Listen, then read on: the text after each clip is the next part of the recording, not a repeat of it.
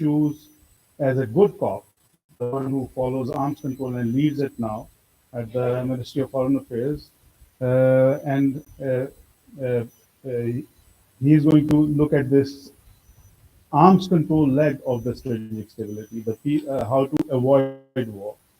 And we also have amongst the panelists Dr. Air Commodore Dr. Adil Sultan. I wouldn't call you bad cop because you're my friend, but that's implied because he has looked at the policy, doctrine, and also arms control. He has that background, and he brings a very uh, fresh academic critique on these issues. So I warn you that he's going to be a bit provocative, as usual. And then don't get confused or amazed by this young-looking Generation Z scholar on my extreme left. Samir and I have walked miles for years on anything ranging between nuclear fuel cycles and emerging disruptive technologies, doctrinal issues, and arms control. So he's going to bring some very fresh and thoughtful perspectives to the debate. So, Ambassador Adrabi, my question to you would be that what do we learn from the Cold War model? Is there something unique and about South Asia? And how do you increase strategic stability in this region? So the mic is yours. Your choice.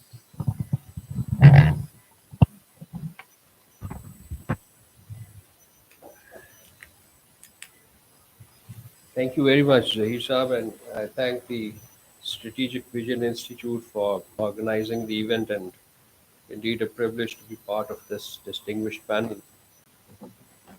You mentioned 2 points. One is that the strategic stability is the least understood concept, uh, uh, and the other about the ways to go about it in South Asia. So I'll take the liberty of altering the sequence of the topic that's been assigned, deterrence and strategic stability, to strategic stability and deterrence, because I think the strategic stability is an overarching concept of which deterrence is the important, perhaps the most important component. So strategic stability, as you rightly mentioned, is a system of dynamic adjustments where the states have either no incentive to go to war or no limited incentive to arms racing, and a system which is somewhat immune to technological advancements or political developments. And such a system, there are indeed many ways of understanding strategic stability, but I think in the context of South Asia, if we divide the strategic stability into three rungs, that would help us. So at the topmost rung would be the deterrence stability, and which is indeed part of our topic, deterrence. And at the second rung would be the arms control stability, and at the third rung would be the crisis stability. And I place the deterrence stability at the topmost rung because with the advancements, with the advent of nuclear weapons, deterrence has moved from being an intellectual exercise to be really a policy, a strategy, and indeed a part of the doctrines. So these deterrence as a doctrine then governs the development, the stockpiling, and the use of nuclear weapons. So deterrence is really the core of strategic stability. And a comprehensive discourse on deterrence to understand strategic stability, particularly in South Asia, I believe would then, a comprehensive discourse would start from the motives of why these nuclear weapons make an advent, turning towards the patterns of their development, their proliferation, the way the capabilities are amassed, and then examining how effective the deterrence is. So, as regards the motives, the overarching understanding is that the security threats perceptions drives the motives. But there are a few noble exceptions, like, for example, the the first the committed the original sin when it was committed. The technology was there to be had, and if Oppenheimer in the movie Oppenheimer is to be believed, the technology was there to be had, and eventually the US got it. But then there was also a security concern that Germans might have it first. Then another exception to the security needs of nuclear weapon deterrence is prestige argument, which is made in the case of India by distinguished scholars like T.V. Paul and Rajesh Rajagopalan, who have argued that it was the global power ambition coming out of an anti-colonial hangover that forced India to acquire nuclear weapons. And then there was mostly in the case of states like Pakistan, who then have to worry about their security. So I presume that the question of motives would remain important to illustrate the pattern in way the states react to the range of issues concerning strategic stability.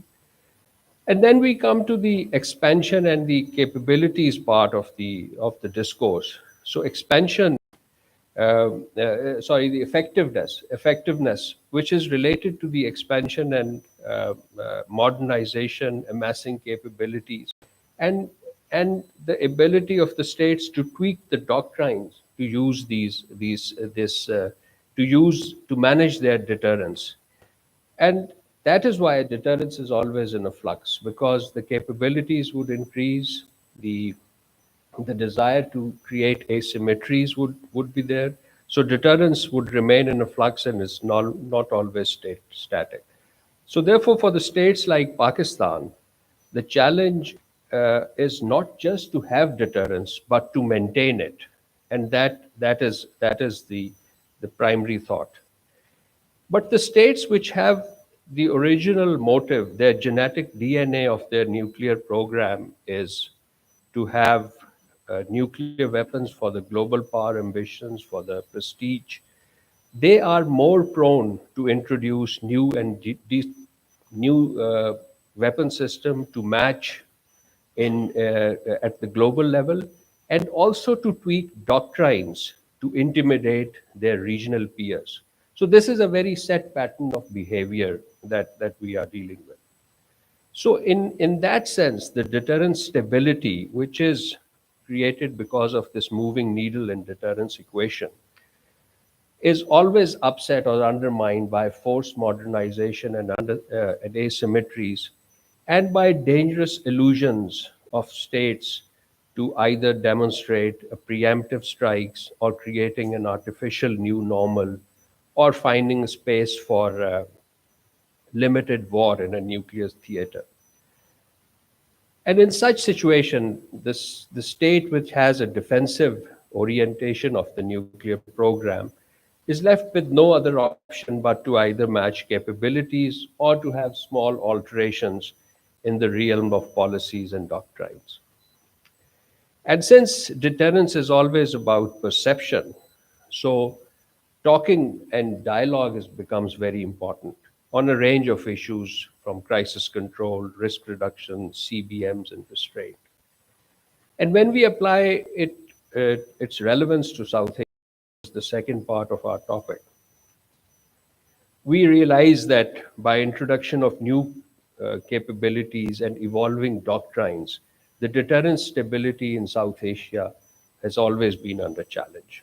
And India has done so both in terms of capabilities and in terms of doctrines. So in terms of capabilities, there's expanding nuclear warhead and fissile material stocks established, new enrichment and plutonium production facilities outside safeguard, catalyzed by the international access to international uranium market through the NSG waiver.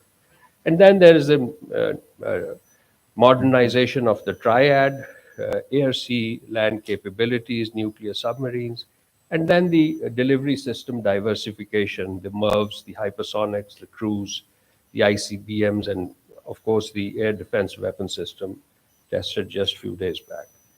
And in terms of policy, we all understand the starting from the start doctrine to Pakistan's response of full spectrum deterrence to the talk about surgical strikes and new normal, and then the Pakistan response of quid pro quo plus. But we witness a persistent effort for the last 25, 27 years to seek limited war in a nuclear threshold, under the nuclear threshold, thereby disturbing the deterrence matrix.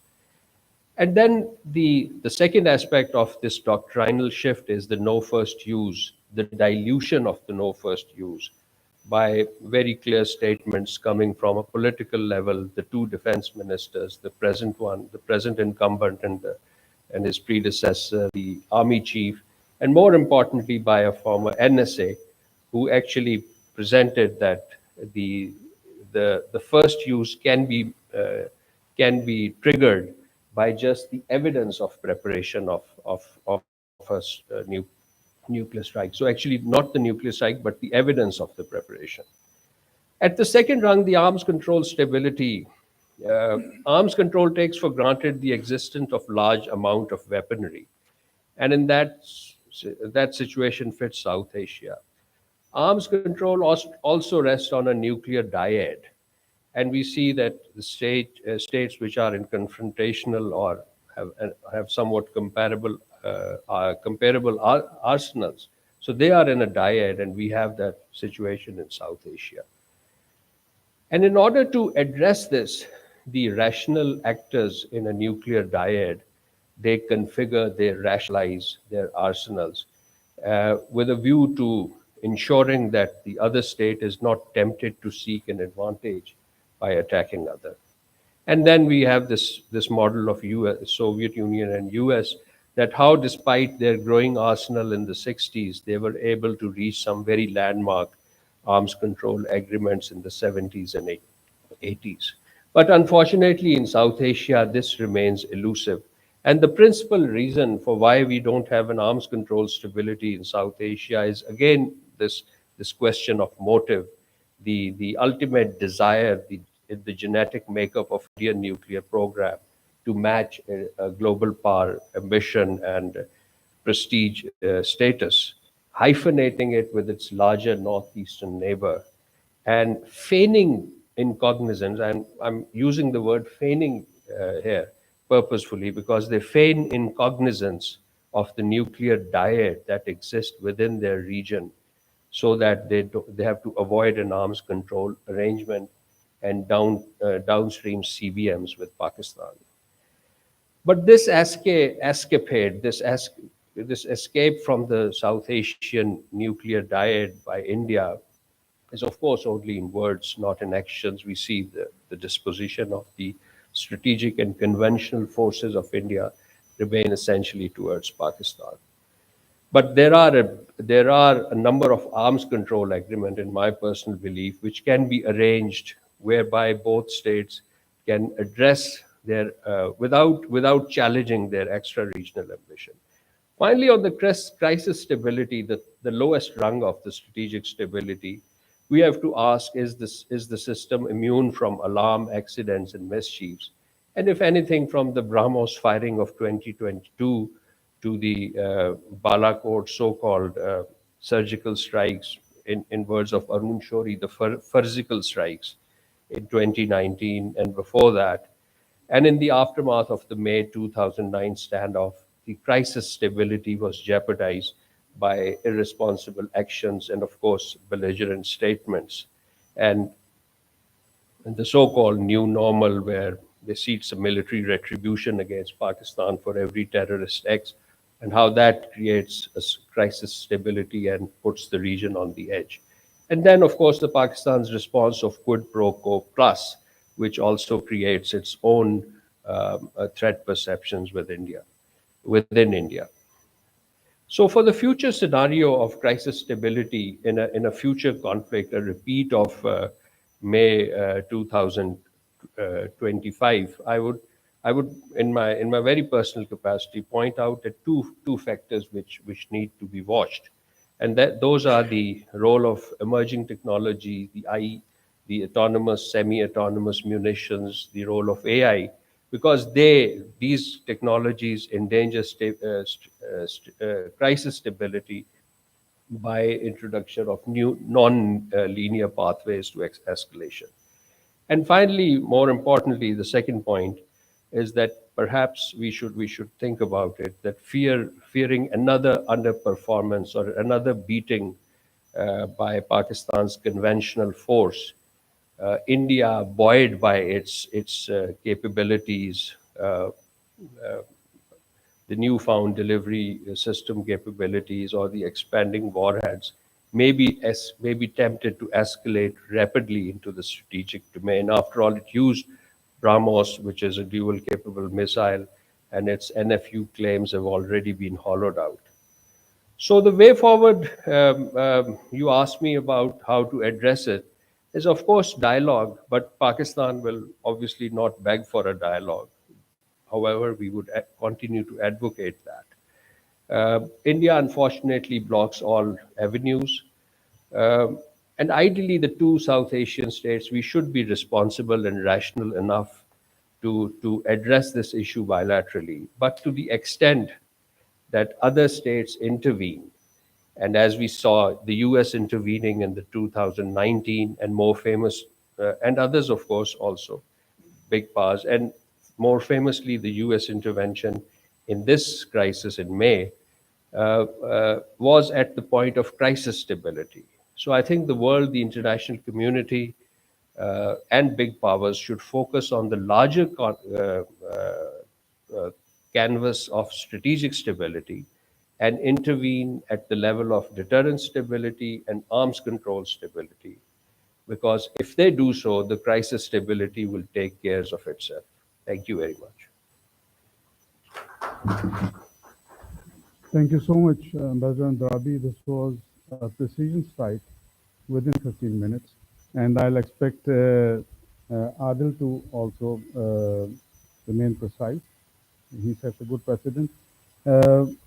Two very important thoughts, and I'm sure some people must have already noted questions, and you'll be drawn on the recommendations that you've made about, hinted about the arms control, signaling that we won't beg Indians for dialogue. But what's on the menu, perhaps some people may ask. And your emphasis that India is a revisionist state because of which Pakistan has to respond. And for to have strategic stability in this region, which is quintessential for the globe as well. The world and other actors should not intervene during the crisis time, but they should intervene either at the systemic level or at least at the deterrent stability level, rather than fueling it that instability and then seeking for solution at the crisis stability level. So thank you, Ambassador Andrabi. Let's turn to Adil, who's going to give you a practitioner and academic perspective, theorist perspective on the Cold War templates. Do they work in South Asia, or do we need some of our own? You have the mic, sir.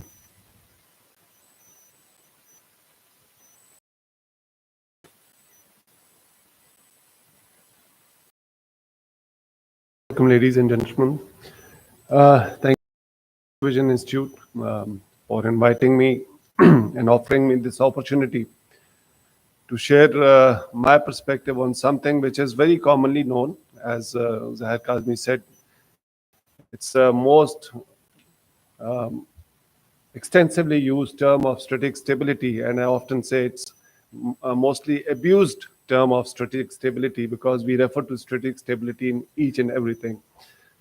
I just chipped in once he was introducing that I'll be a bad cop. That doesn't mean that I'm going to challenge the official narratives. I can't dare that.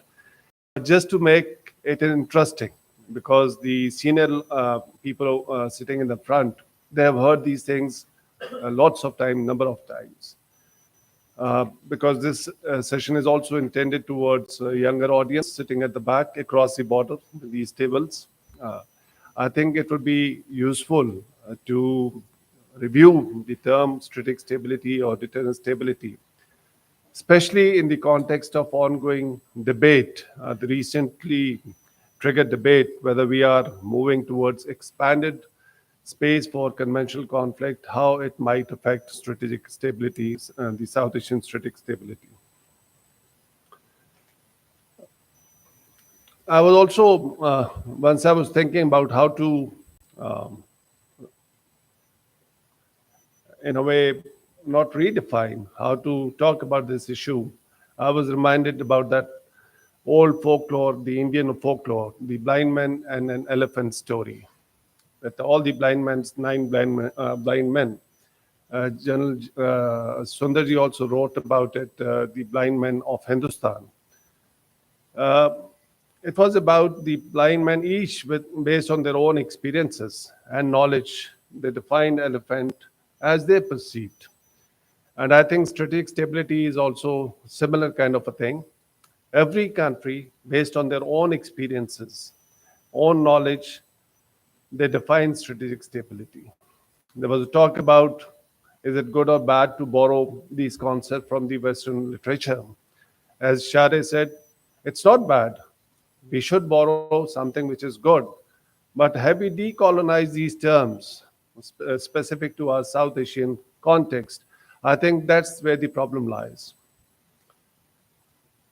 So if you have to understand strategic stability, you have to understand your own elements of national power, your own environment. India might have a different definition of strategic stability. It is impossible that we will converge on this common definition of strategic stability.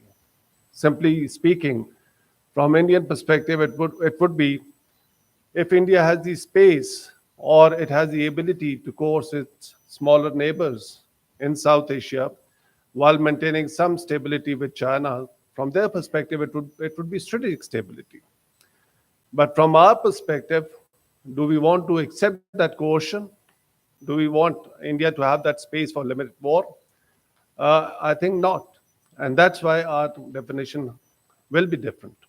So I'll go on the basics just to refresh. Deterrence has already been said. It is attempt by one state to prevent an adversary from undertaking an undesirable course of action. Nothing new. What's the difference between conventional deterrence and nuclear deterrence? So if you can't read, my apologies. मैंने इस चीज को cater नहीं किया था कि इतनी दूर बैठे होंगे. So the font is a bit smaller. The conventional deterrence is threat and the use of force, mainly the conventional force, to fight and win a war. Nuclear deterrence, on the other hand, is threat of use of force, essentially nuclear weapons, to prevent a war. So that's a fundamental difference. One is to fight and win war. The other is to prevent a war. Conventional deterrence is contestable because it does not make it, but it does not make it less credible.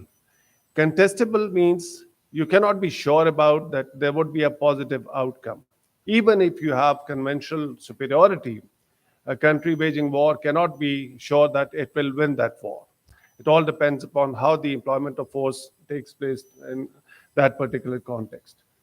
Nuclear deterrence is incontestable, but it does not make it more credible.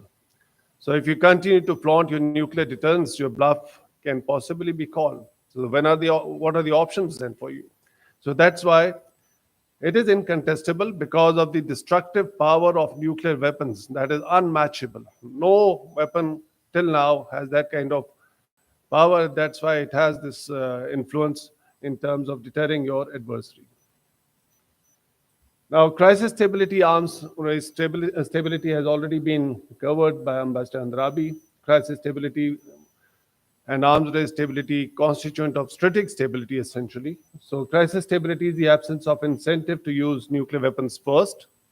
And arms race stability is the absence of incentive to build up a nuclear force. There are different definitions of strategic stability. As I mentioned at the start, every state has its own definition. But borrowing from the Western literature, there are some agreed definitions. We'll see whether these are applicable on South Asia or not. First is a regional or global security environment in which states enjoy peaceful and harmonious relations. This is obviously not applicable to South Asia. The second is the absence of an armed conflict between nuclear armed states, but it could not be sustained due to India's continuous efforts to explore space for a limited war. Third, the absence of a major war between nuclear armed states. Now, this is something which you can relate to in South Asia. And this was talked in the previous session as well. We continue to refer to nuclear deterrence as if it is a panacea for all kind of films. It has limitations, as Brigadier Naeem Salik also said. You cannot completely sublet your security to nuclear weapons. There would always be some space. So our nuclear deterrence was meant to prevent major war. And once people start to question this nuclear deterrence, why 2019 happened, why 2025 happened, you cannot just flaunt your nuclear weapons at the outset of your conflict. There are conventional options, and that I'll cover once I'll talk about full spectrum deterrence. Now, role of nuclear weapons in maintaining strategic stability. Pre-1998, we had two major wars. If you include 1948, we had three major wars with India. And we didn't have nuclear weapons. Post-1998, we had number of crises, but no major war. So this can be attributed only to the existence of nuclear deterrence. Now, there is a critique that since the advent of nuclear weapons, there have been more number of crises and increasing frequency of crises. Again, something which Brigadier Salik referred to as stability-instability paradox. That if there is stability at the strategic level, the adversaries might find incentive to engage at lower spectrum of conflict. So that is instability at the lower level. That could be applicable in South Asia. Some of the challenges to strategic stability: India's warfighting doctrines. It introduced Cold Start Doctrine in 2004 to find space for a limited conventional war, and it reconfigured its offensive formations. I'm not going to go into detail. After 21 years, India has not been able to operationalize this Cold Start Doctrine because you introduced something, you brought innovation in your nuclear strategy in the form of full spectrum deterrence, had some proportional responses that deterred India from launching or operationalizing its Cold Start Doctrine. Then India modified it, moved to proactive operation strategy. It couldn't operationalize that one as well. Then it moved to dynamic response strategy, which included surgical strikes option of 2019 and 2025. So over the past 25 years, India has been trying to evolve doctrines which could offer some space for India to exploit its conventional numerical superiority and achieve some political objectives. It has failed. Reason being Pakistan's credible nuclear deterrence capability. Some of the emerging technologies that have already been discussed in the previous session, I'll not go into details, but these are some of the things that can complicate future deterrence metrics, and we need to understand. Cyber already been talked. Artificial intelligence, once used in nuclear command and control, it can be helpful. It can be destabilizing as well, because helpful in a way, it can help you give assessment in a quick time. But if you give authority to algorithms to launch weapons, it becomes destabilizing. And it is counter to the concept of nuclear deterrence, which is playing with the minds of your adversary, making him believe that I can be irrational under certain circumstances. Algorithms cannot do that. They will just launch weapons whenever they think certain parameters have been met. So it could be destabilizing. BMDs, again, a major challenge. It is going to be bigger challenge after India's recent announcement that it is going to have those capabilities, enhanced capabilities of intercepting incoming missiles. Anti-satellite weapons, hypersonic glide vehicles, I'll be happy to discuss during question answer session. The India-US strategic partnership.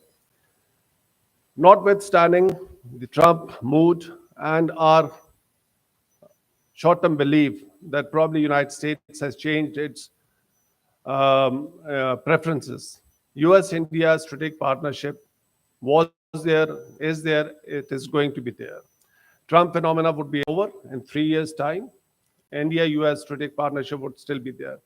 It is deep-rooted. If you go into details, there are lots of bilateral agreements that will to help India build its conventional and nuclear potential. Some of these agreements, like logistic exchange, memorandum of understanding, so U.S. ships interoperability of each other platforms, basic exchange cooperation agreement, COMCASA, a space situational agreement, initiative for creative and emerging technologies, compact, February 2025. Trump signed this compact. So all these agreements combined together gives India access to US space-based assets and other advanced technology. Now, initiative for creative emerging technologies and compact alone, they are premised on building India's industrial capacity to build military hardware.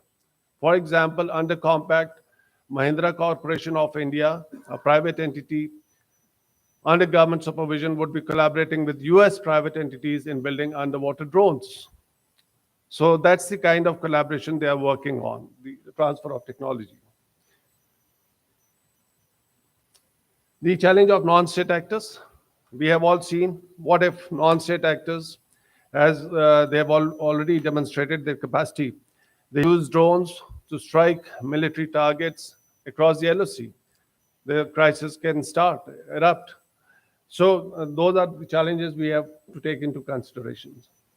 Now, what's the Pakistan efforts to maintain strategic stability? Post 1998, since we had this conventional asymmetry and we had limitation that we cannot compete with India in terms of conventional spending, so we increased our reliance on nuclear deterrence to offset that conventional advantage that India had. So we introduced full spectrum deterrence after 2011, which was a combination of conventional and nuclear options.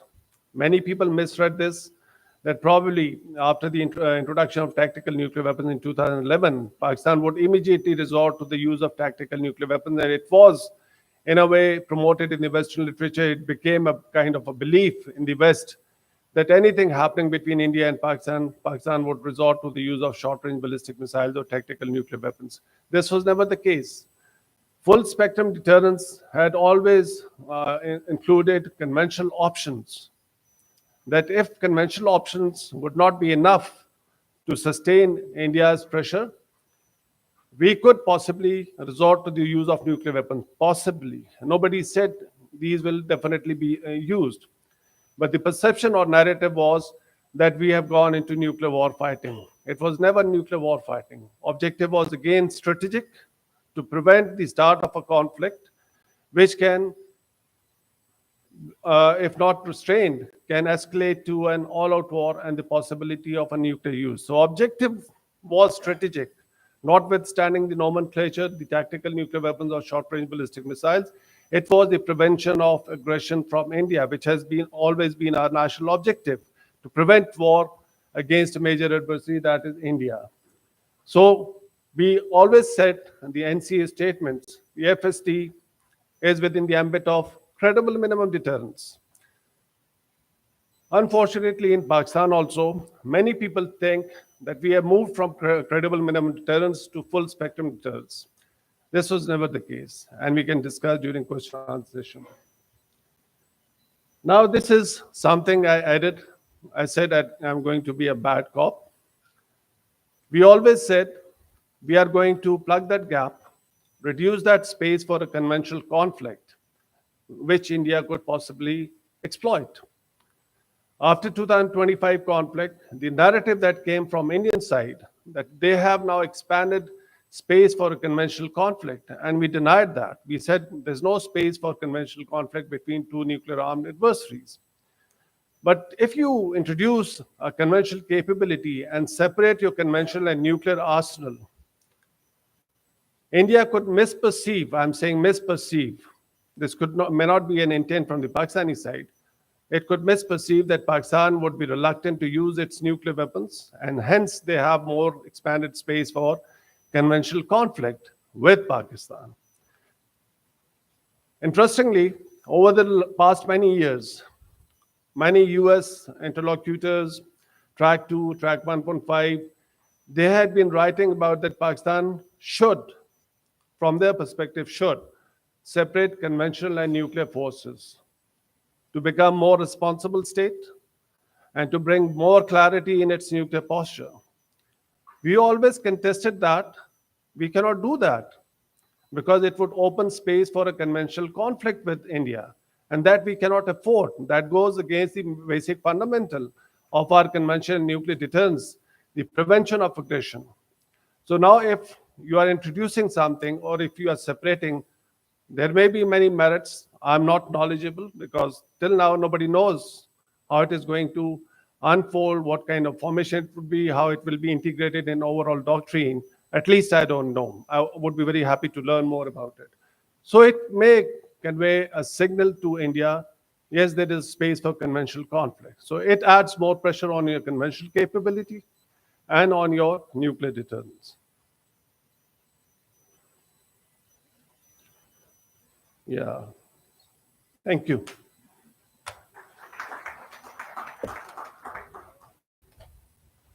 Thank you, Adil.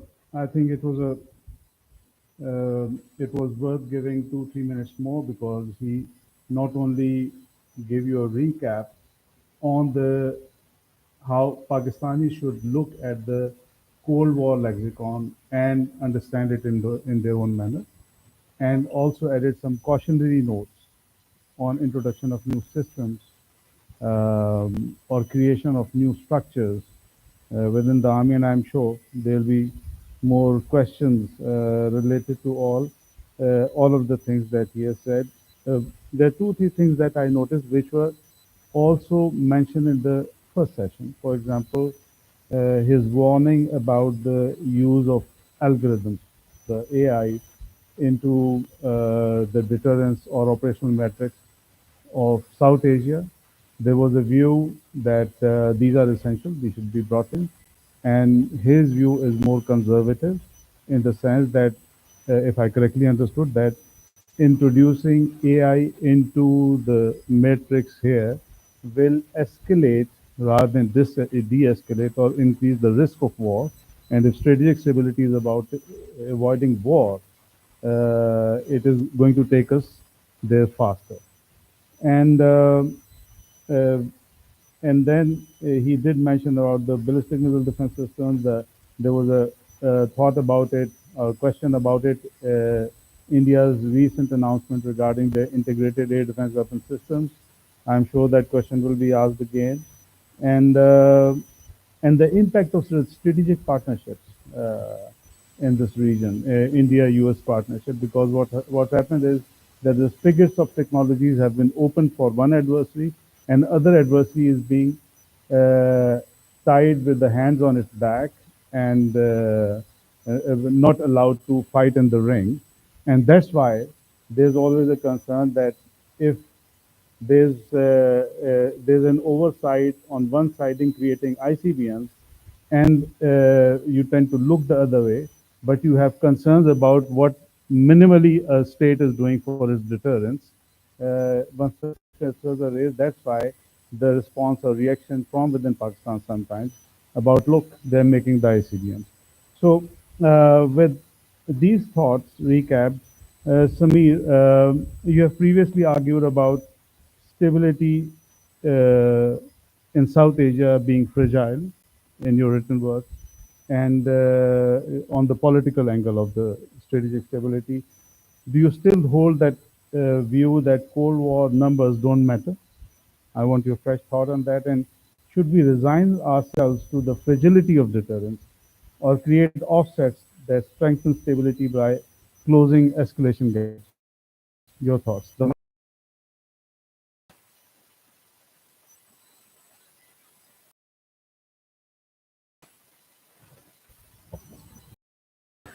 Assalamu alaikum, ladies and gentlemen.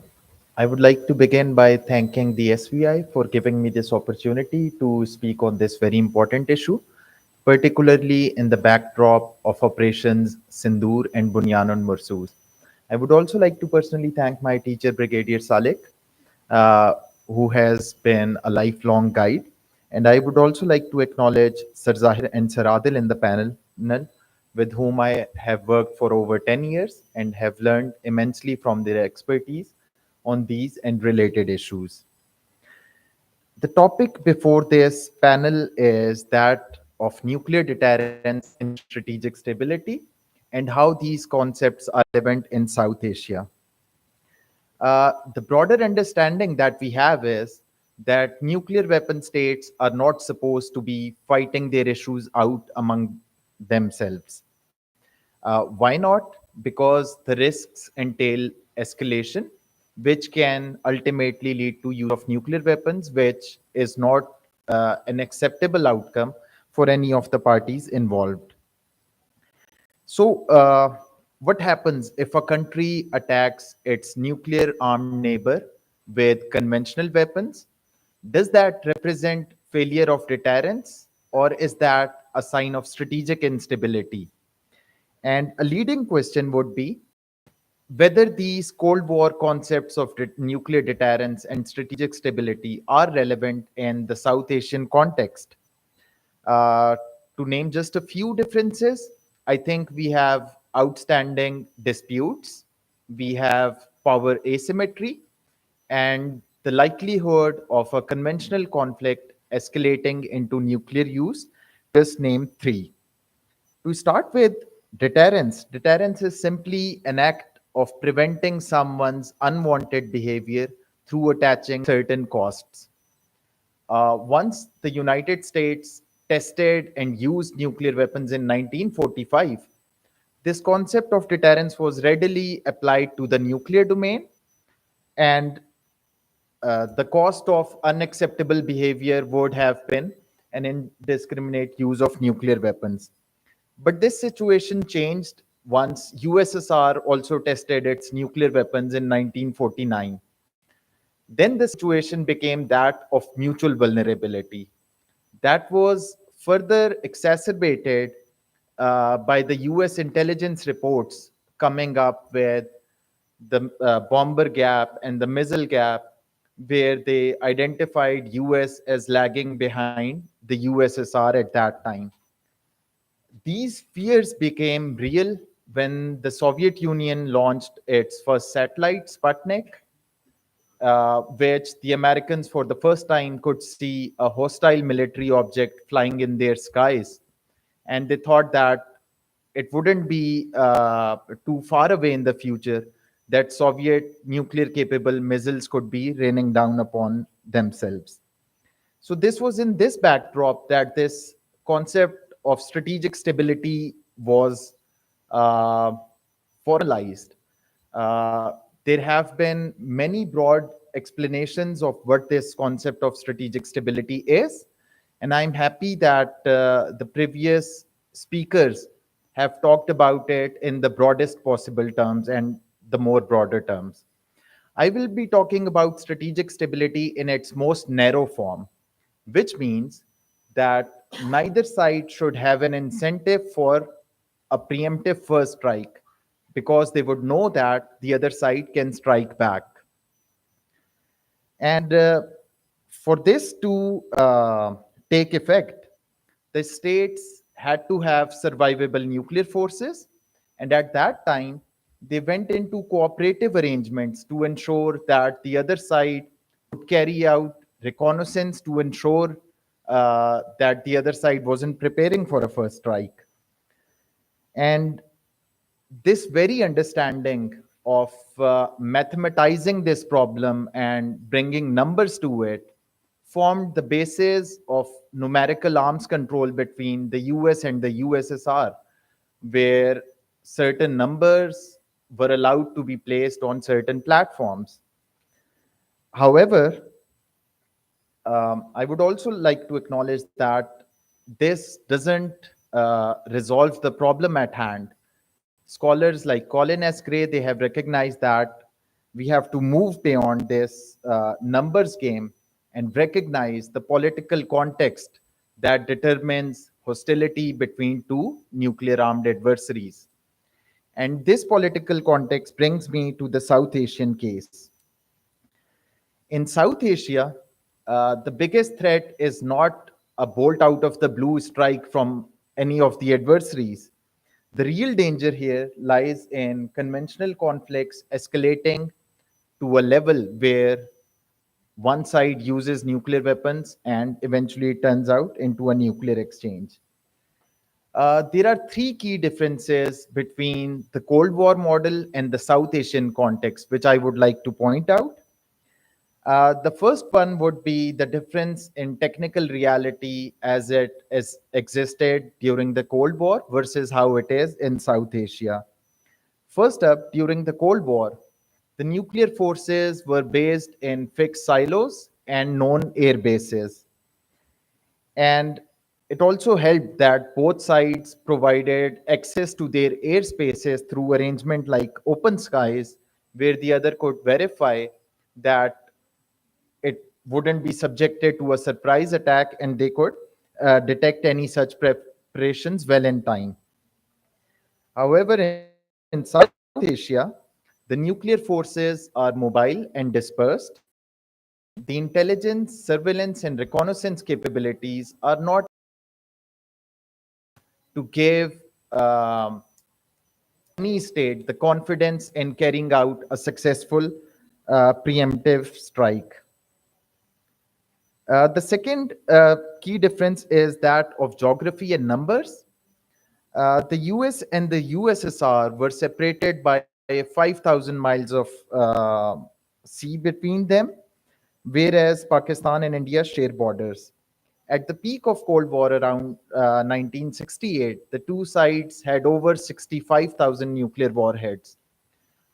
This buildup was a result of this fear of a surprise attack, but these numbers also enabled the two sides to extend their nuclear forces into other roles, such as extended deterrence in the Europe and Asia Pacific. But when we talk about India and Pakistan, there are small arsenals, and the since they are geographically contiguous, the warning times can be as low as 5 minutes. And this mobility that while the smaller number of nuclear forces would make them susceptible to a first strike, the same is offset by the fact that these forces are always mobile, which enhances their survivability. The third key difference is in how a crisis would unfold. There, the expectation was a surprise attack, but here we have already seen that how our crises take place. They are usually triggered by a so-called terrorist attack, which is invariably linked to the outstanding Kashmir dispute. Uh, but these issues, as I see them, they are resolvable if the two sides are engaged in dialogue and cooperation. However, India chooses the militaristic option to deal with this issue. And instead of resolving these issues, it seeks to demonstrably punish Pakistan for obvious domestic political gains and shies away from resolution of these issues. So let's circle back to our original question. Did the May 2025 war represent failure of deterrence, or did it represent strategic instability? I think if we look at strategic stability in its most narrowest form, I think it remains intact. The other side does not seem to have confidence in its ability to take out our nuclear forces in a first strike. As my teacher puts it, they would have if they could. But the problem is emerging in the form of new capabilities which are being tested and can be used in conventional counterforce role. This problem will be further exacerbated when emerging technologies like AI, come into play for target acquisition. I think if that happens, the numbers game would become much more relevant for us. And regarding the question of whether deterrence held, some of our experts, while talking about India, they opine, and I quote, deterrence succeeds when no hostile action occurs. If force is employed, deterrence has by definition failed. I tend to differ with this point of view because when we create binaries of deterrence success and failures, we tend to undermine the fact that uh, certain punishments are reserved for certain crimes. For instance, capital punishment cannot be served for thievery. And I think that deterrence worked at the level it had to work, and we have successfully denied our adversary its politico military objectives. But I'm afraid that if the other side believes that these were acceptable costs that it incurred, then they will repeat it. And that is the inherent problem with deterrence by denial, that we'll continue to have to deny adversary its military objectives. And now to conclude, I would like to reiterate that the Cold War model doesn't neatly fit into the South Asian context. We have different realities, but we can still use good lessons from how these terms were conceptualized during the Cold War. And I think we would do well to avoid what are retrospectively uh, the negative strategies which were employed in Cold War, and I would call them as preemption. That is something that the two sides need to avoid getting into. And then deployment of BMD system. There was a question about India deploying a ballistic missile defense shield. We have seen in the recent conflict that even if BMD systems or air defense systems, even if as formidable as the S-400, are not completely impenetrable. And also, we would do well to avoid an arms race because such a build-up is not only costly, it can also be riskier.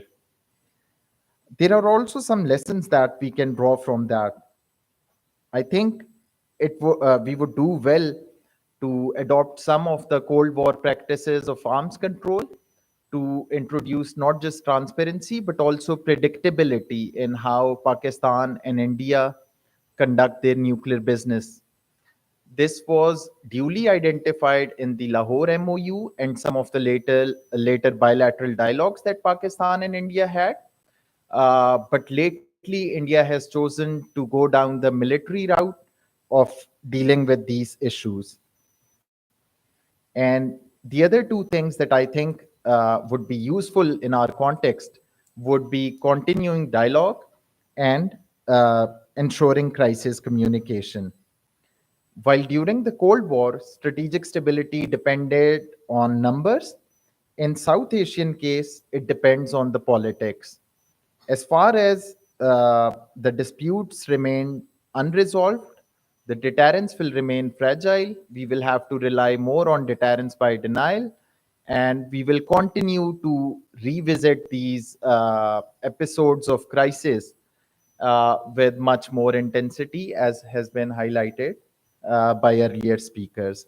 With this, I thank you and look forward to your questions. Thank you. Thank you, Samir. Several things have been repeated. Conclusions, for example, the Cold War model doesn't fit entirely onto South Asia, and some important thoughts have been raised, propositions have been raised, which will, I think, lead to some good discussion that for which we have around 25 minutes. And before turning to the audience, which have waited patiently, I'll just seek four clarifiers, which I noted from Ambassador Rabi, Adil, and Samir. Uh, the first thing is related to the emerging technologies like drones and AIs. They compress response times. And how do you see their impact on deterrent stability? Almost all of, three of you mentioned it, but I'd request either Dr. Adil or Ambassador Andrabi to respond to this. Likewise, uh, while we have said that nuclear war is unthinkable and there's no space for war, but let me up the ante by saying that like we live in the post-truth era in which we see disinformation and misinformation, we are also living in a era beyond the pledge made by Reagan and Gorbachev saying that because a nuclear war cannot be won, it must never be fought. Why? Because the states which made that pledge, as of now, are running projects in which they are examining how to fight a limited nuclear war. So your thoughts, and I'd request Samir, because you dwelt on it a lot on this aspect. I'd request you to answer this, clarify this. And uh, lastly, and a very important thing which Ambassador Andrabi also mentioned and Samir also mentioned is about do you think that the resolution of disputes rather than numbers or capabilities is the long-term key to stability? If it is true, how do you square the circle? So I request you brief responses to these questions, clarifications, and then I'll open the floor to the audience, and I've noticed the raise of hands. So, Ambassador Andrabi.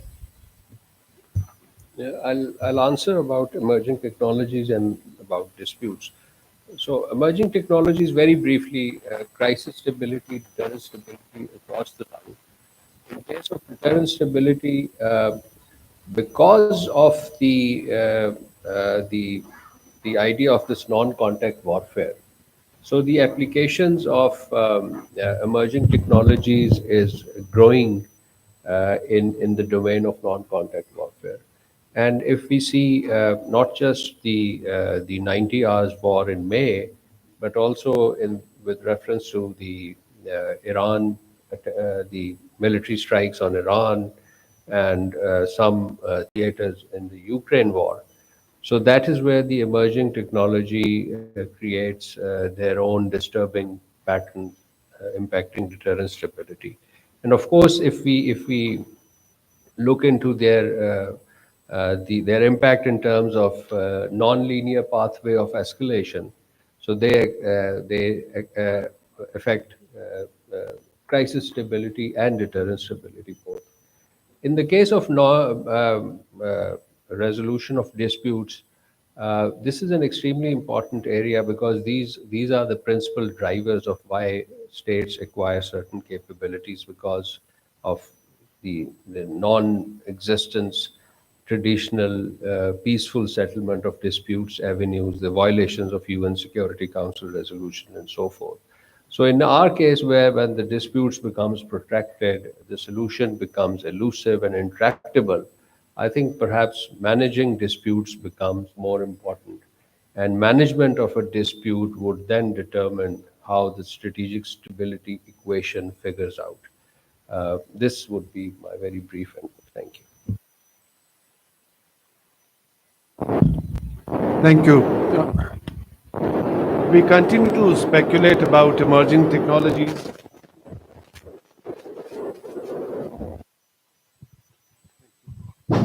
Ji. So we continue to speculate about emerging technologies, but because the pace is so intense and fast about these technologies, so if we start to plan for something, that may already become obsolete. So in short, uh, most of these technologies, if and when integrated into military postures, are going to make future wars more complex, intense, putting more pressures on decision makers, and is going to impact deterrence stability adversely.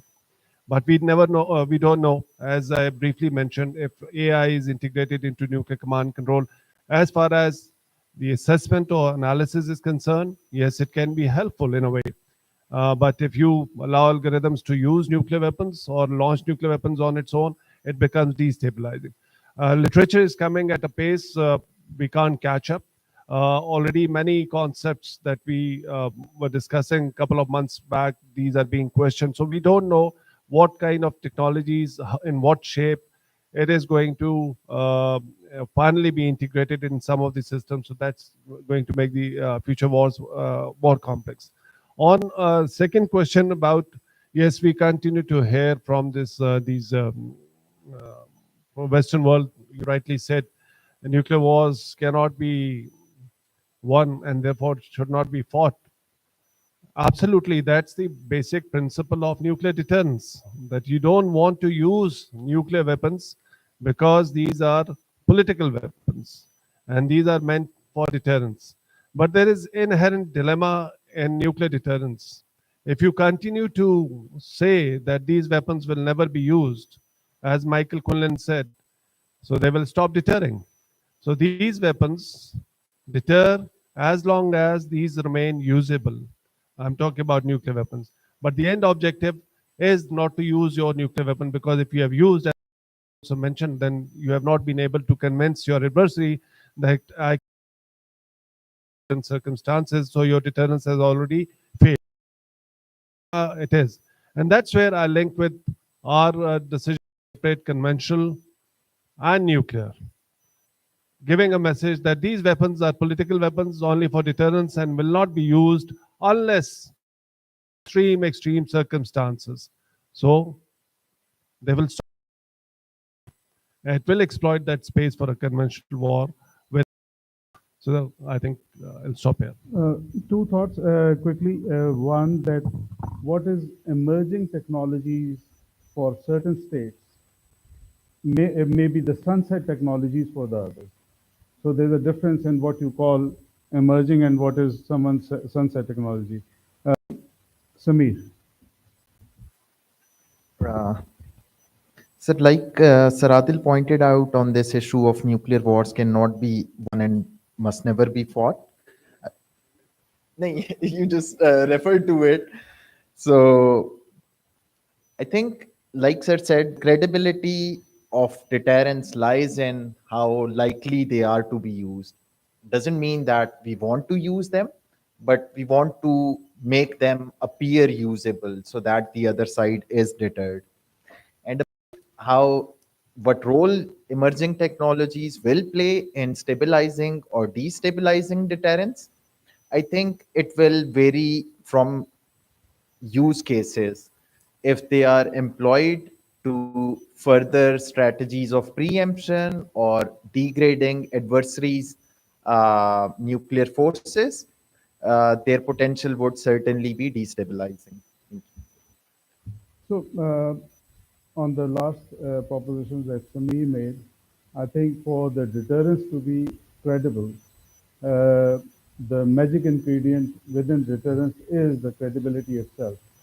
For it to be credible, one has to deter or threaten the use of nuclear weapons, and only then you can perhaps prevent their use, which is paradoxical. So with these clarifiers, let's go in for towards the audience, and I'll start with the gentlemen and ladies who have not spoken earlier. The gentleman towards the end, Ali Mustafa, if I can correctly recognize, although he's grown white hair. So Ali Mustafa first, followed by Anam. Thank you so much. Just a point on what Dr. Adil said. I think during the 2025 crisis, both during the crisis and post-crisis, I think the statement by both political and military leadership that nuclear was never a question, I think sort of erodes the deterrence credibility, especially the ambiguity part of it. I think that needs to be sort of thought about. I just have a question from the panel, and including with Sir Zahir as well. The strategic deterrence held, we know that, but the space in which this conflict was fought, how would you qualify what that is? After the ceasefire was announced, India claimed that Operation Sindoor has not ended. Does that mean that the post-conflict deterrence held or did not held? And secondly, uh, before the ceasefire, India hit 4 of our air bases. Was Pakistan successfully able to pursue the policy of QPQ plus or not? Why and why not? Thank you so much. We'll take another question. Anand, you can speak up. Don't wait for the mic. First of all, I'm really glad that Teller panel, especially with my previous colleagues and mentors. What I want to ask is, in fact, I would like the chair also to give a few pointers about his analysis. If we talk about the current Pakistan's rocket force, it's the nuclear and conventional ambiguity has played positively, at least in Pakistan's side, but reportedly, the way Dr. Adil has already written, that it involves Fateh series, the cruise missiles, but we already have the dual capable, GLCMs and ALCMs like Babar and Rad. So, does this mean that we are moving towards again enforcing the conventional entanglement, and at the same time, would this rocket force then work with the NCA, complement the NCA, or would it work just on conventional side?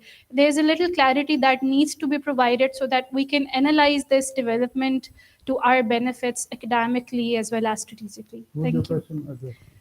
I would like everybody to answer, please, if it's possible. Right. So there are two questions. I'll repeat these. They were lengthy questions. The first one was regarding what about our plus response in the last conflict?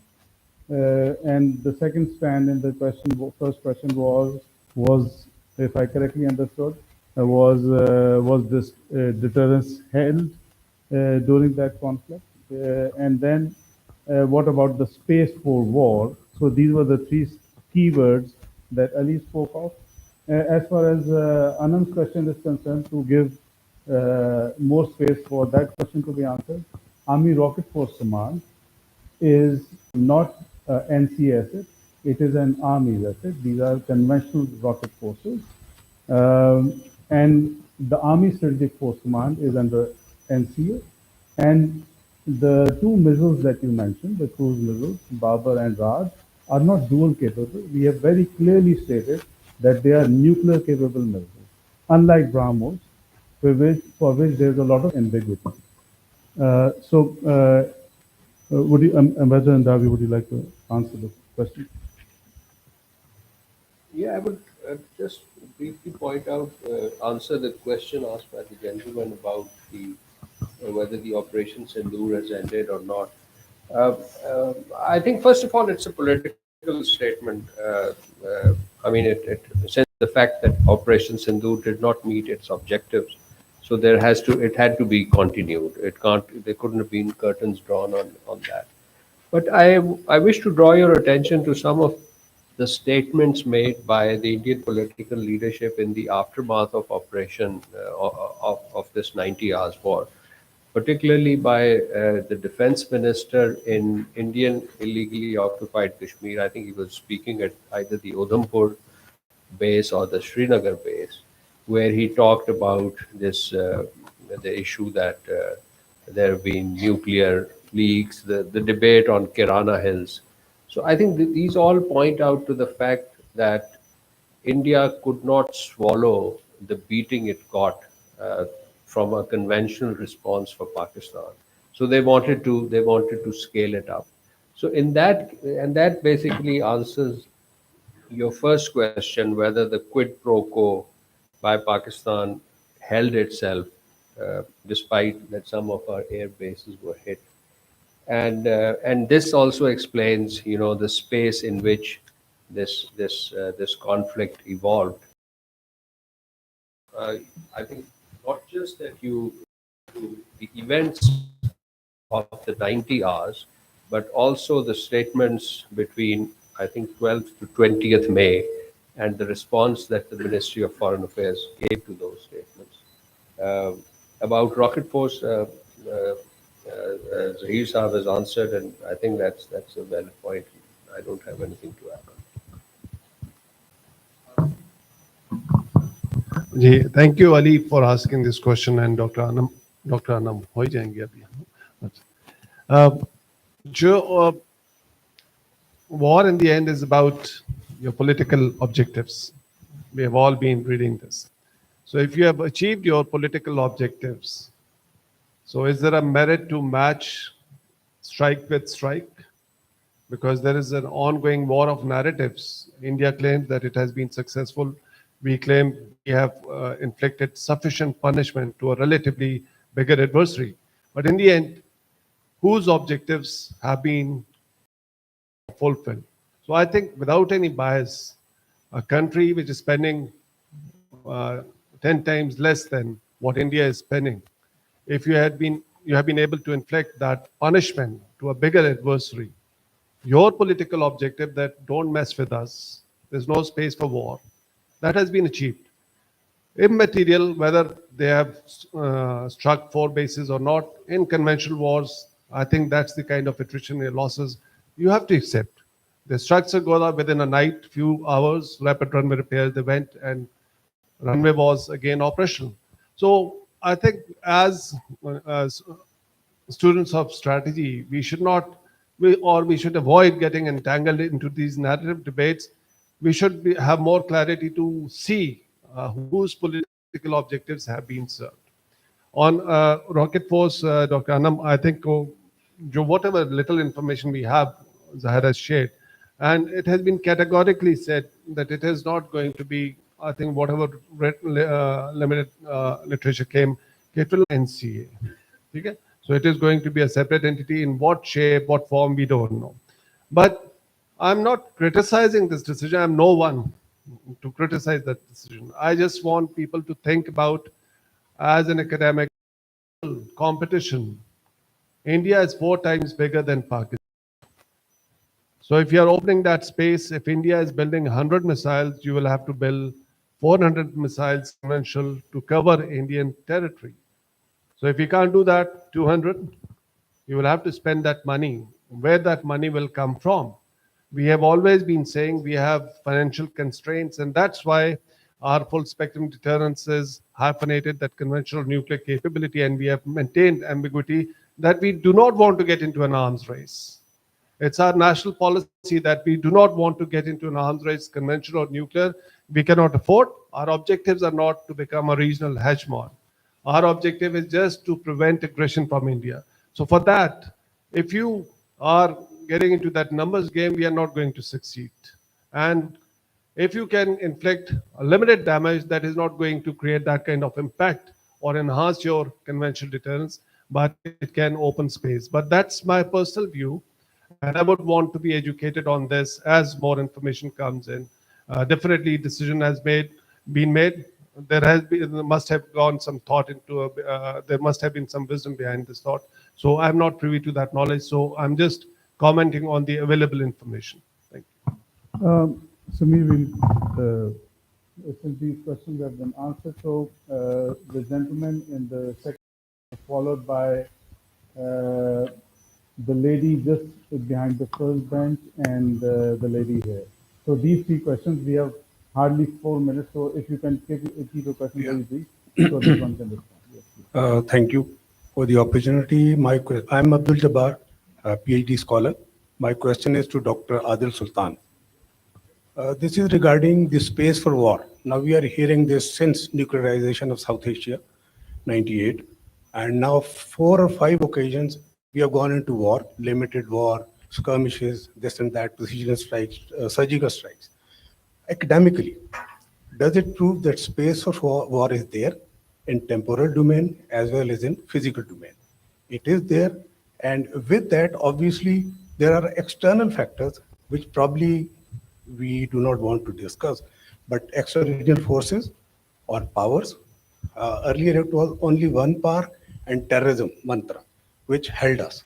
Now that that is gone, terrorism mantra is almost going, and multipolar world is emerging. So things are changing. So that space for war and other factors will now rule or will give us guidelines for the future conflicts.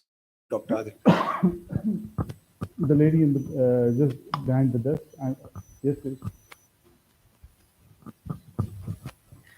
Assalamu alaikum. I'm Rimsha Malik, Associate Research Officer at Center for International Strategic Studies, HAK. My question is for Dr. Adil Sultan. In South Asia, the debate on the nuclear deterrence, strategic stability, or nuclear age often focuses on weapons and doctrines. But how do you see the strategic culture and political decision making psychology evolving in this phase? Are we modernizing the arsenals faster than mindsets? Thank you. Right. One last question. Thank you, sir. Thank you, sir. And thank you for all the speakers for the insightful discussions. I am Sibra Rahman. I am an independent research analyst.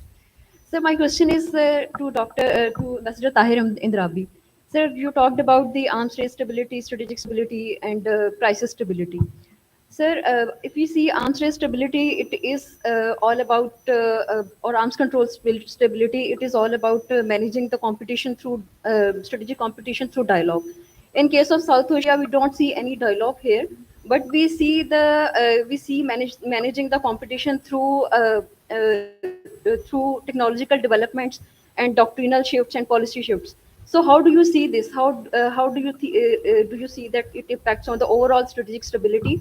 And if it is manageable, still manageable, then what's the point of having arms control stability? What's the point of having for giving it more weightage in this paradigm? Thank you.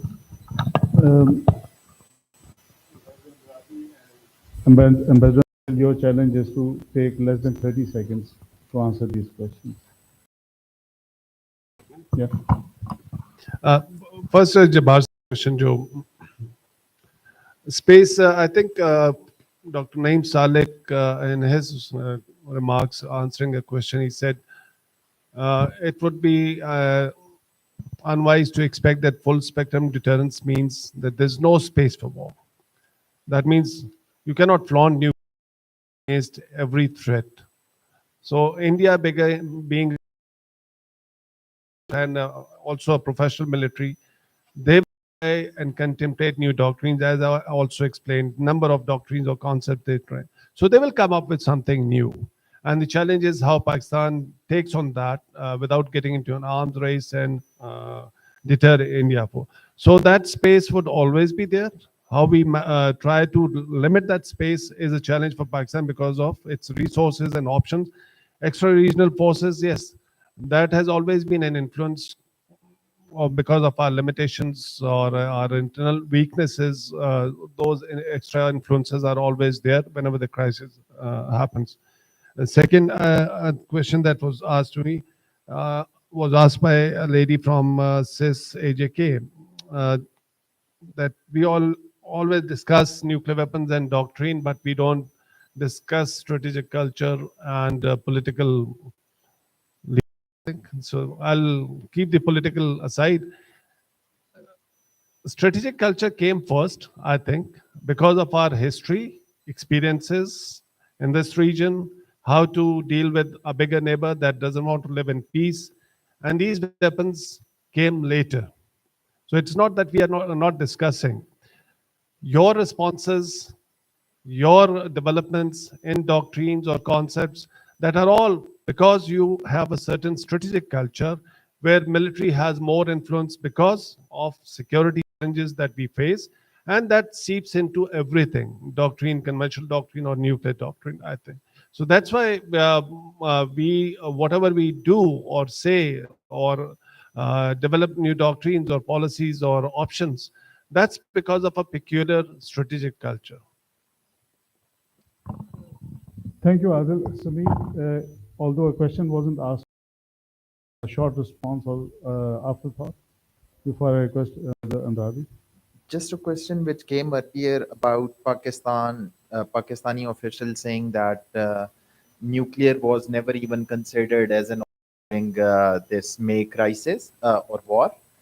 I think this is a double-edged sword. Once we signaled considering about nuclear weapons in 2019, we were brandished as jumping the nuclear gun too early. So I think it was reasonable for us to have not discuss nuclear options at such a stage? Ambassador Andrabi? Yes, this question about arms control and what we do if there is no dialogue taking place. I think the fact is that apart from the very issue of dialogue, the core reason why we don't have a dialogue, you can attribute it to a very hyper nationalist uh, and a very disingenuous paradigm in which India tried to escape from the nuclear dyad in South Asia. So that has to be reinforced because dialogue or no dialogue, the dyad exists. And if India was to extrapolate its security considerations to extra regional forces, then for us in South Asia, we would be in a perpetual state of strategic stability across the three rungs. So that is why advocacy for dialogue is essential. And in the absence of dialogue, what do we do? I think we have, first of all, the avenue of pressing for dialogue. But as I said towards the end of my presentation, the positive intervention by major powers, the global powers, positive intervention not just in crisis but also in stages of deterrence and arms control stability, and that's where the arms control is essential because that is the essential model. Arms control discipline presumes that total disarmament is not possible. So short of total disarmament, what do? We rationalize our armaments, we reconfigure our armaments, and this is the spirit of it. And finally, the multilateral institutions are there where they have these processes, these decisions, these resolutions, which call for such a mechanism in bilateral and in multilateral framework. So a state which is not abiding by it, which is not fulfilling its arms control obligation is in violation of those resolutions. There are a number of, for example, UNGA First Committee resolutions that call for that, and we call India to account on those forums. So even without dialogue, we have a number of options to address these issues uh, in multilateral forums and through our advocacy for dialogue, essentially to maintain the strategic stability. Thank you. Uh, Thank you so much. I apologize to those people who raised hands, and I didn't take their questions because of time. So you can do it in the break. We can go on with this discussion, and I'm sure these are cost-cutting areas. These will be discussed in subsequent sessions as well. There are four takeaways. The first during this session is that we have heard today that the Cold War templates don't fit completely in South Asia. The second is, by implication, the takeaway that I draw is that in May 2025 conflict with India, the conventional deterrence broke down, it was restored, and nuclear deterrence was held.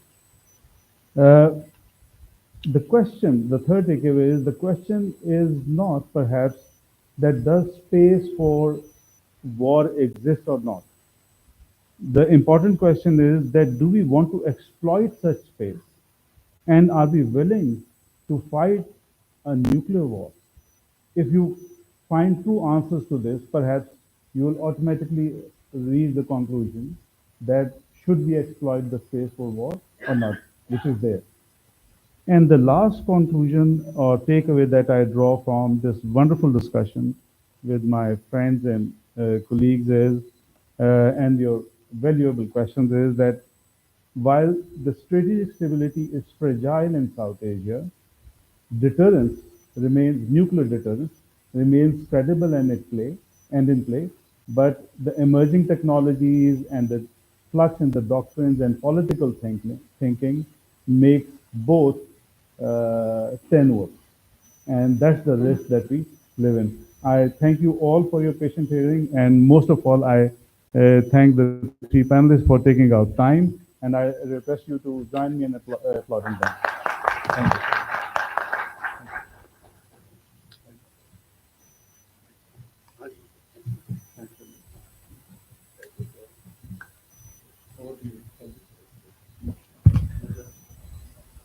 I thank the moderator, the worthy speakers, and the participants for this thoughtful discussion. Ladies and gentlemen, we will now break for lunch, and we will reconvene here at 2:30 sharp for the first breakout session. Please enjoy your meal.